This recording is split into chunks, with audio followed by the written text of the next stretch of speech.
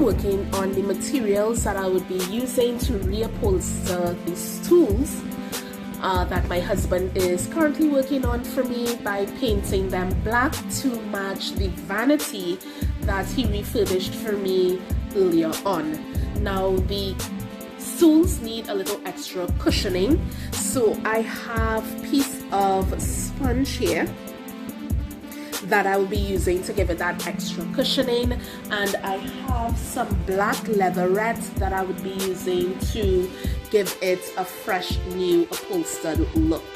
As you can see as well, I drew out a grid, so this is going to be the piece for one stool and this is going to be the piece for the other stool.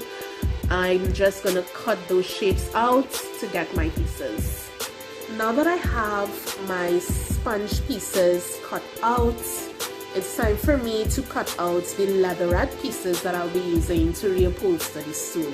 Now this is my black piece of leatherette and it's big enough to do what I have to do, so I'm simply going to just turn it over on the other side where I could place my markings.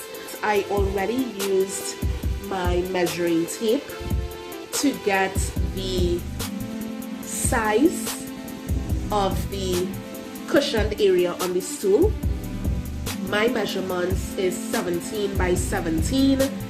I am going to go a little over, so I'm going to give a little extra inch on each side, so I'm going to go 18 by 18.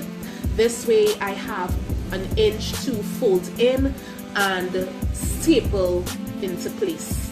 So I'm going to just draw my grid out and come back, cut that out and show you guys the pieces that I'll be using, and we'll start a reupholstering. Here are my pieces cut out and ready for upholstering once the stool is finished drying.